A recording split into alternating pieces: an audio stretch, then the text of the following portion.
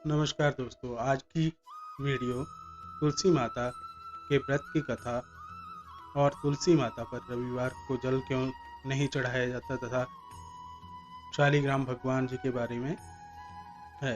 तो आज शुरू करते हैं आज की इस वीडियो को। प्राचीन काल में एक लड़की का जन्म राक्षस कुल में हुआ जिसका नाम वृंदा था। दैत्यराज कालनेमी जैसे राक्षस परिवार में पैदा होने के बाद भी वृंदा भगवान विष्णु की पूजा करती थी। जब वृंदा बड़ी हुई तो उसकी शादी जालंधर नामक दैत्य से हो गई। जालंधर काफी शक्तिशाली राक्षस था जिसका जन्म भगवान शिव के तेज के कारण समुद्र से हुआ था। बलवान होने के कारण जालंधर को दैत्यों का राजा बनाया गया। वृंदा से शादी करने के बाद जालंधर की शक्ति और पराक्रम बढ़ता ही गया। उसे किसी भी तरह से हराना मुश्किल था। जालंधर के बढ़ते अहंकार व आतंक से सभी देवता परेशान थे। जालंधर की बढ़ती ताकत के पीछे उसकी पत्नी वृंदा की विष्णु भक्ति और सतीत्व था। जालंधर अपनी शक्ति और अहंकार में चूर होकर स्वर्ग की देवियों पर काबू पाने की कोशिश करने लगा। इसी दौरान एक बार उसने माता लक्ष्मी को पाने का प्रयास किया, परंतु समुद्र से जन्म लेने के कारण माता लक्ष्मी ने उसे अपना भाई बना लिया।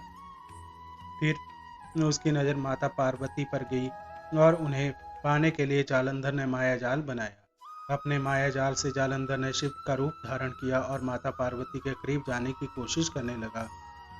उसी वक्त माँ पार्वती ने उसे पहचान लिया और जब तक जालंधर कुछ समझ पाता वो अदृश्य हो गई। जालंधर के इस दुर्व्यवहार से पार्वती जी को काफी गुस्सा आया और इस पूरी घटना के बारे में उन्होंने भगवान विष्णु को बताया। इधर जालंधर भगवान शिव से पार्वती जी को पाने के लिए कैलाश पर्वत पर युद्ध कर रहा था।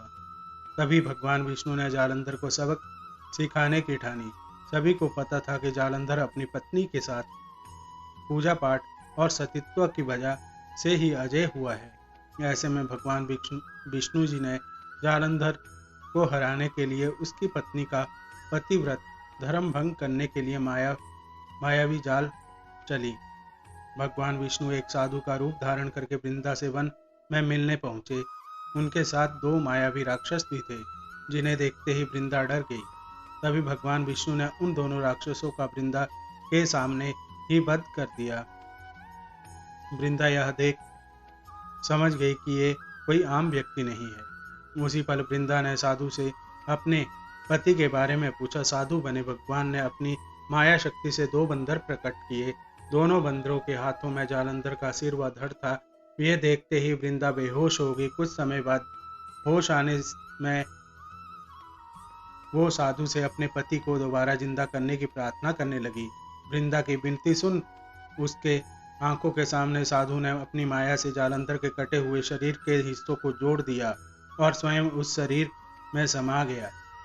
वृंदा को जरा भी अंदाजा नहीं था कि उसके साथ ऐसा छल किया गया है। जालंधर का रूप धारण किए विष्णु भगवान जी को वृंदा अपना पति समझकर रहने लगी। वृंदा के ऐसा करने से उसका सत्व भंग हो गया, जिसके बाद जालंधर कैलाश पर्वत में युद्ध हार गया। जब वृंदा को यह सच पता लगा तो उसने गुस्से में विष्णु भगवान को पत्थर बनने का श्राप दे दिया। इस घटना के बाद वृंदा स्वयं सती हो गई। जिस स्थान पर वह भस्म हुई वहां तुलसी का पौधा प्रकट हुआ। विष्णु भगवान वृंदा की पति भक्ति से प्रसन्न हुए और उन्होंने कहा, हे वृंदा, तुम्हारी पति भक्ति देखने के बाद तुम मुझे प्रिय लगने लगी हो। अब सदैव तुम मेरे साथ तुलसी के रूप में रहोगी।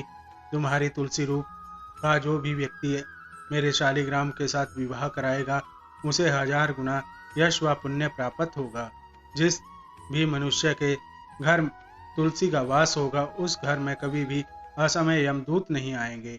आगे भगवान ने कहा, तुलसी के पौधे की पूजा करने वालों को गंगा व नर्मदा में स्नान करने के बराबर पुण्य प्राप्त होगा। संसार में चाहे कोई भी मनुष्य कितना भी दुष्ट क्यों ना हो, कितने भी पाप क्यों ना किए हो, मृत्यु के दौरान उसके मुंह में तुलसी और गंगा जल अवश्य दिया जाएगा। इससे वह अपने पापों से मुक्त होकर वैकुंठ धाम जाएगा।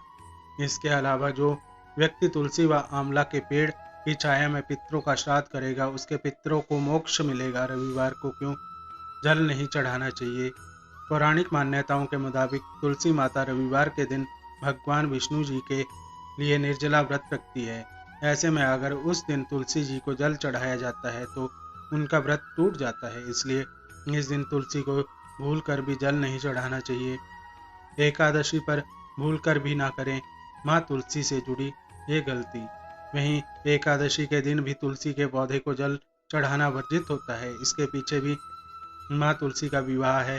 पौराणिक मान्यताओं के अनुसार कार्तिक मास की एकादशी के दिन माँ तुलसी की भगवान विष्णु के पत्थर रूप शालिग्राम से विवाह हुआ था, जिसके बाद से तुलसी जी रविवार के साथ एकादशी जी को भी निर्जला व्रत रखती है। ऐसे में इन दोनों दिन अगर आप माँ तुलसी को जल चढ़ाते हैं या उन्हें छूते हैं तो उनका व्रत टूट जाता है और आपको उनके क्रोध को झेलना पड़ सकता है। ऐसे में भूल कर भी इन दोनों दिन माँ को जल ना चढ़ाएं और ना ही उनकी पत्तियाँ तोड़ें।